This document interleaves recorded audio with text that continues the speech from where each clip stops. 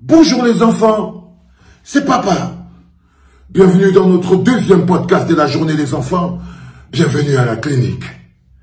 Vous qui trafiquez en dessous, vous qui essayez de tous les moyens, en coup de milliards, à faire libérer Jean-Pierre Mougou-Bellinga, vous qui êtes en ce moment en train de user de toute votre influence, parce qu'on a tous les fax encore, il paraît qu'en ce moment, c'est des mallettes de milliards qui sont en train de circuler, c'est des menaces, des informations qui sont en train de circuler. Vous qui êtes en train de travailler en ce moment à coup de milliards pour faire libérer Jean-Pierre Mougou-Bellinga, j'espère que vous avez déjà préparé le nom du vrai coupable. J'espère que vous ne comptez pas faire sortir Jean-Pierre Mougou-Bellinga de la prison et laisser la prison vide. Donc, j'espère dans votre cœur, pour votre tranquillité et pour la tranquillité du pays, j'espère que vous qui êtes en train de manipuler en ce moment derrière, dans l'objectif de libérer Jean-Pierre Mougou-Bellinga, vous avez déjà quelqu'un d'autre que vous allez mettre dans cette prison. Ça veut dire que vous avez trouvé le coupable. Parce que si jamais Jean-Pierre Mougou-Bellinga et compagnie sortent de prison, ça veut dire que vous avez le vrai coupable. Ça veut dire que vos investigations vous auront donc amené ailleurs. Parce que vous voyez le peuple camerounais, vous allez apprendre à le respecter.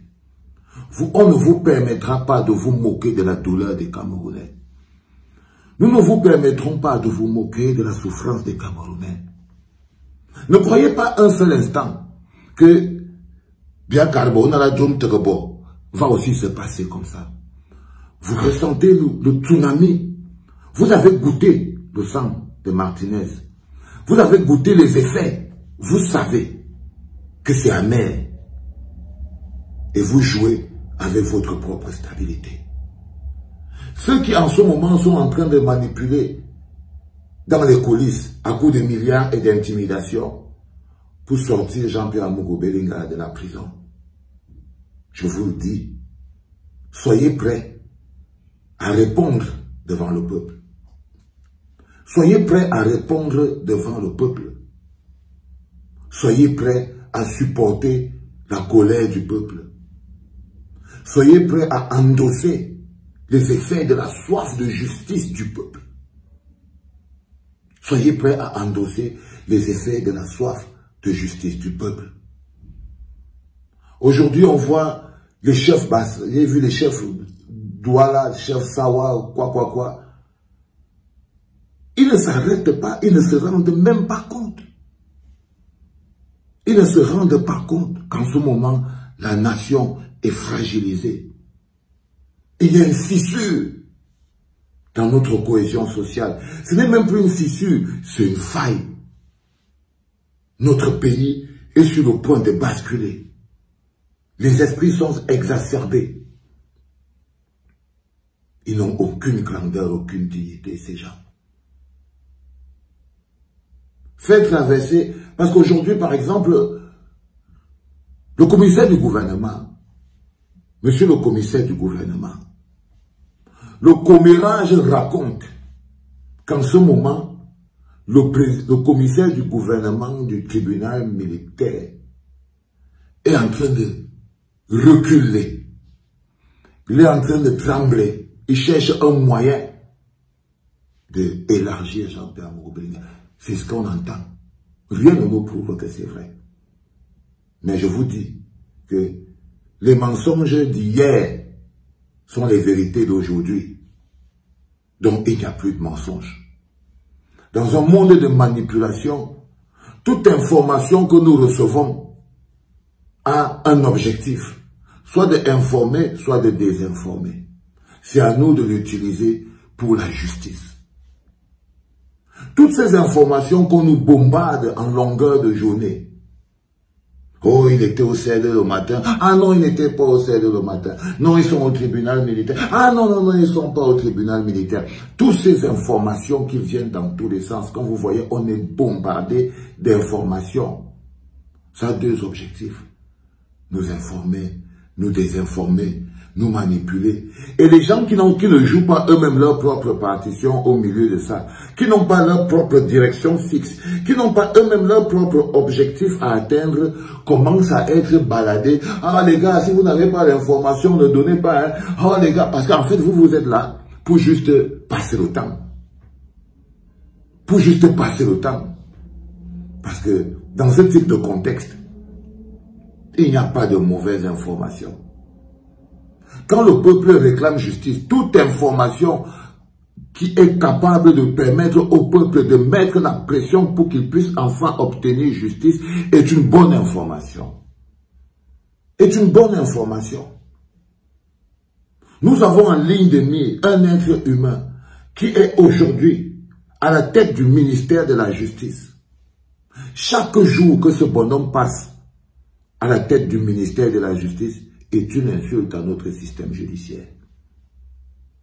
Chaque jour que le garde des Sceaux passe, chaque nuit qu'il dort chez lui, depuis que son nom a été cité, chaque nuit qu'il dort chez lui est une profanation de notre système judiciaire.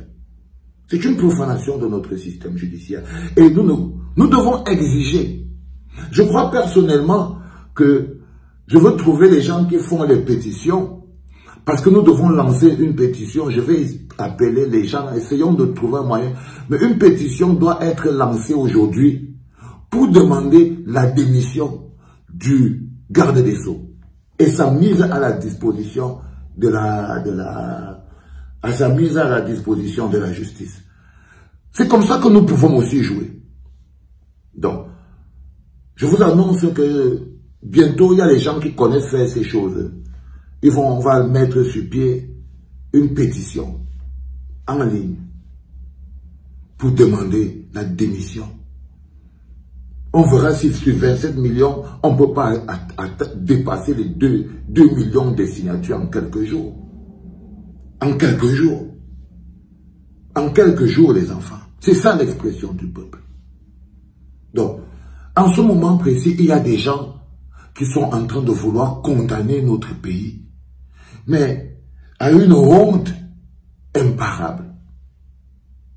Vous ne pouvez pas vouloir faire croire au Cameroun. Qu'est-ce que vous gagnez? Qu'est-ce que vous gagnez à vouloir démontrer au peuple camerounais qu'il ne peut rien faire, qu'il n'aura jamais la justice, que les plus forts seront toujours les plus forts, que les plus puissants seront toujours les plus puissants, que les Camerounais ne pourront jamais rien faire. Vous gagnez quoi en voulant démontrer ça au peuple? Vous voulez le briser. Mais ce peuple-là, vous ne pouvez plus le briser. Ce peuple que vous voyez debout là, qui est en train de demander justice pour Martinez là, vous ne pouvez plus le briser. Vous ne pouvez même plus le faire reculer. C'est un peuple qui a ouvert les yeux sur tellement de choses et qui a fait ouvrir les yeux à beaucoup d'autres personnes sur tellement de choses. Ce peuple-là n'est pas le peuple de 2018. Les Camerounais de 2023 d'aujourd'hui, entrez dans leur cœur ce que vous voulez jouer avec là. Essayez de mettre ce gars dehors sans remplacer quelqu'un dans la prison. Vous verrez que les Camerounais de 2018 ne sont pas les Camerounais de 2023 ne sont pas les Camerounais de 2018, les gars. Nous ne devons pas et nous ne l'accepterons pas. Il risquerait même d'avoir un tsunami, les gars.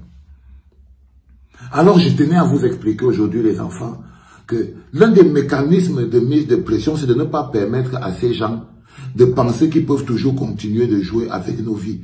Là, on a le ministère de la Justice qui est totalement compromis et corrompu. On ne peut plus croire en la justice. Tant que le garde des Sceaux est là, comment pouvons-nous croire encore à la justice? Tout ce qu'on peut faire, nous, en tant que peuple, c'est utiliser tous les mécanismes nécessaires pour pouvoir demander minimalement, protéger notre pays de ce bonhomme en demandant officiellement sa démission. En demandant officiellement sa démission. C'est comme ça qu'un peuple s'exprime. Donc nous avons un ministère de la Justice qui aujourd'hui peut être baptisé le ministère de l'injustice, l'antichambre des gangsters, ok, dirigé par un monsieur qui s'appelle désormais Terminer le travail. Et puis vous avez le contre-espionnage, la DGRE. On s'est réveillé un matin avec le patron de tous les renseignements. Si vous saviez que Dominique Eko c'est sur la base de tous les renseignements qu'ils ont donnés qu'ils sont allés déclencher la guerre dans le nord-ouest et le sud-ouest. C'est sur la base de tous les renseignements qu'ils donnent qu'on arrête les gens tous les jours. C'est sur la base de tous les renseignements, donc ça voudrait dire que va donc penser de tous les renseignements qu'il a donnés et qui ont mis le gouvernement en action? Est-ce que les informations qui ont poussé Pomba à déclarer la guerre dans le nord-ouest et le sud-ouest, aujourd'hui on peut dire que c'était des informations vraies? Si le patron même du contre-espionnage est mouillé, ça veut, et que les services du contre-espionnage sont utilisés, et que les services, ça dit que tout le service est utilisé. Du coup, nous voilà avec un service de contre-espionnage totalement gangrené et un ministère de la justice écroulé. Là, bientôt, devant, on a le ministère des Finances. Je vous dis, le pays est en train de s'écrouler. C'est pour ça que je vous parlais de ce point d'impact qui s'appelle Jean-Pierre Amougou Belinga. Et je vous ai donné la technique de bagarre pour que vous compreniez que nous sommes plus efficaces que vous ne l'imaginez. Gardons les mains sur Jean-Pierre Amougou Belinga. Il y a des gens aujourd'hui qui sont en train de trafiquer pour voir comment ils vont le sortir de prison. Nous ne devons pas le permettre. Gardons les mains sur lui parce que ce bonhomme, c'est le banquier. Il n'est pas seulement le banquier de l'argent, il est aussi le banquier des informations. Il est un carrefour d'informations. Donc tant qu'on le tient, on a un ministre qui est là sur le point de tomber, on a le DGRE qui est en bas, il y a le ministre des... Regardez seulement le type de fruits qui tombe. Vous croyez que c'est lui le sujet? On raconte que Aevo, à la présidence, a été écarté. Simplement parce qu'on est sur le spécimen Jean-Pierre Amougou Belinga, le point d'impact, le point d'entrée, la fissure pour continuer de... Parce que l'objectif final restera toujours, pour moi, de toutes les manières, le même. C'est tant qu'on ne s'est pas débarrassé de ce système. Tant qu'on n'a pas libéré le peuple de ce système. Des trucs comme ce qui est arrivé à Martinez vont encore arriver parce que ça s'était déjà passé. Parce que ce qui est arrivé à Martinez, ça va encore arriver, mais le pire, c'est que ça s'était déjà passé. Et on n'avait rien fait. Et on n'avait rien fait. Pour Bibi Ngota, on n'a rien fait. Pour Boazizi, on n'a rien fait. Pour Angèle Benven, on n'a rien fait. Pour Monseigneur Balambala, on n'a rien fait. Bien Carbona, la tout d'abord. On n'a rien fait. On a dit dis donc, laissez les gens y boivent leur vin. Laissez les gens y boivent leur bière. Laissez-les vivre leur vie. Et ils ont cru qu'on était justement des bons à rien faire. Et ils ont cru qu'ils pouvaient continuer. Mais là, ils sont arrivés à la limite de notre passivité.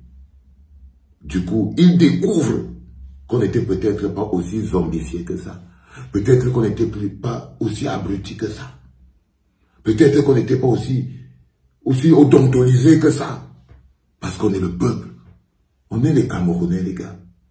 Il est temps en ce moment que le monde lui-même entende aussi parler du Cameroun. Pas seulement qu'on a gagné un match de football. Pas seulement qu'on est les champions du monde de la corruption. Pas seulement qu'on parle enfin du Cameroun dans sa grandeur.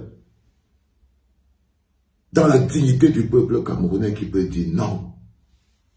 Spécial dédicace Didier Awadi, quand on refuse, on dit non les gars. Donc j'ai déjà attiré votre attention qu'en ce moment, il y a des tractations, des mallettes qui circulent, des informations qui passent, des enveloppes, il y a la pression qui est mise avec un objectif. Sortir Jean-Pierre Amougou Belinga. Et je dis que vous, qui êtes en train de faire ça, qui êtes en train de vouloir jouer avec les nerfs, vous allez découvrir les gros nerfs des Camerounais. Soyez pas aveugles. Soit vous avez déjà un nouveau coupable que vos éléments vous ont donné. Ok, vous faites comme vous voulez. Mais si vous pensez que vous allez le sortir de là et nous dire que vous ne savez pas de quoi il s'agit, c'est quoi la suite? Vous n'avez pas une autre direction? On va vous donner une direction. Allez les enfants, que quelqu'un prépare les mécanismes qu'on fait à la pétition avec ça. On va lancer une pétition pour demander la démission du garde des Sceaux. C'était papa.